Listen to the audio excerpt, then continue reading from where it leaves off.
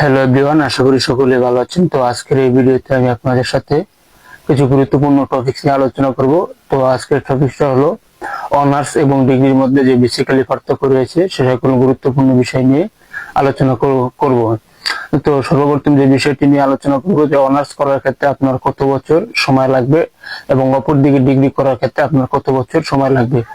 প্রথমত অনার্স করার ক্ষেত্রে আপনার সময় লাগবে 4 বছর, অর্থাৎ 4 বছরে কিন্তু আপনার অনার্স কোর্সটি সম্পূর্ণ করতে হবে। অন্যদিকে আপনার ডিগ্রি করার ক্ষেত্রে আপনার 3 বছর সময় লাগবে। 3 বছরের মধ্যে কিন্তু আপনার ডিগ্রি কোর্সটি সম্পূর্ণ করতে হবে। তো এখন আপনাদের প্রশ্ন থাকতে পারে যে অনার্স করার ক্ষেত্রে আপনার ন্যূনতম জিপিএ কত দরকার হবে। তো আপনি যদি বিজ্ঞানের স্টুডেন্ট হয়ে থাকেন সেক্ষেত্রে আপনার জিপিএ প্রয়োজন হবে, এসসিতে জিপিএ প্রয়োজন হবে 3.50 এবং এসএসসিতে প্রয়োজন হবে 3.50। এবং যদি আপনি বাণিজ্য শাখার অর্থাৎ কমার্সের স্টুডেন্ট হয়ে থাকেন সেক্ষেত্রে আপনার জিপিএ প্রয়োজন হবে 3.50 এসএসসিতে এবং এসএসসিতেও 3.50। আপনি যদি আর্টসের স্টুডেন্ট হয়ে থাকেন অর্থাৎ মানবিক শাখার স্টুডেন্ট হয়ে থাকেন সেক্ষেত্রে আপনার জিপিএ প্রয়োজন হবে 3.50 এবং এসএসসিতে 3.50 এবং এইচএসসিতে আপনার প্রয়োজন হবে 3 হলে আপনি অনার্সে ভর্তি হতে পারবেন। অন্যদিকে যদি আপনি ডিগ্রি করতে চান সেক্ষেত্রে আপনার ডিগ্রি করার ক্ষেত্রে আপনার ন্যূনতম জিপিএ লাগবে 2 হলে আপনি ডিগ্রি করতে পারবেন।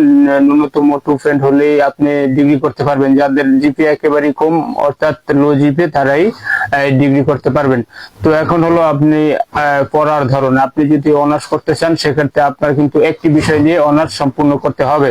তো অন্যদিকে যদি আপনি ডিগ্রি করতে চান সেক্ষেত্রে কিন্তু আপনি বিভিন্ন বিষয় নিয়ে অনার্স ডিগ্রি সম্পূর্ণ করতে হবে। যদি আপনি অনার্স করার কথা বলেন সেক্ষেত্রে কিন্তু আপনাকে একটি বিষয়ের উপরে অনার্সটা নির্ধারণ করবে, সেক্ষেত্রে আপনি একটি বিষয় নিয়ে অনার্সটা শেষ করতে হবে। যদি আপনি বিজ্ঞানের স্টুডেন্ট হয়ে থাকেন বা আর্টসের স্টুডেন্ট হয়ে থাকেন বা কমার্সের স্টুডেন্ট হয়ে থাকেন সেক্ষেত্রে যদি আপনি চাইলে উচ্চতর গণিত নিয়ে অর্থাৎ জীববিজ্ঞান নিয়ে বা রাষ্ট্রবিজ্ঞান নিয়ে বা হিসাব বিজ্ঞান নিয়ে অনার্স সম্পূর্ণ করতে পারেন। কিন্তু অন্যদিকে আপনি যদি ডিগ্রি করতে চান সেক্ষেত্রে কিন্তু আপনার বিভিন্ন বিষয়ের উপর নির্ধারণ করে ডিগ্রি সম্পূর্ণ করতে হবে। ঠিক আছে। যদি আপনি উচ্চতর ডিগ্রি অর্জন করতে চান সেক্ষেত্রে কিন্তু আপনি অনার্স করার পরে আপনার যদি মাস্টার্স কমপ্লিট করতে চান সেক্ষেত্রে আপনার সময় লাগবে 1 বছর।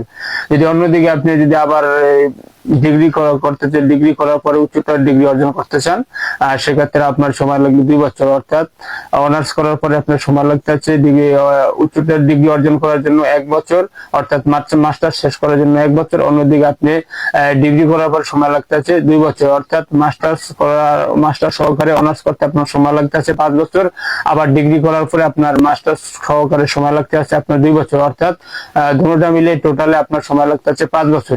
এখন আলোচনা করবো যে অনার্স করার পরে কি চাকরির সুবিধা রয়েছে এবং ডিগ্রি করার পরে আপনার কি কি চাকরির সুবিধা রয়েছে। তো অনার্স শেষ করার পরই কিন্তু আপনি বিসিএস অংশগ্রহণ করতে পারেন এবং বাংলাদেশের বিভিন্ন ব্যাংকে চাকরির জন্য অ্যাপ্লাই করতে পারেন। তো ডিগ্রি করার পরে কিন্তু আপনি সরাসরি বিসিএস অংশগ্রহণ করতে পারবেন না।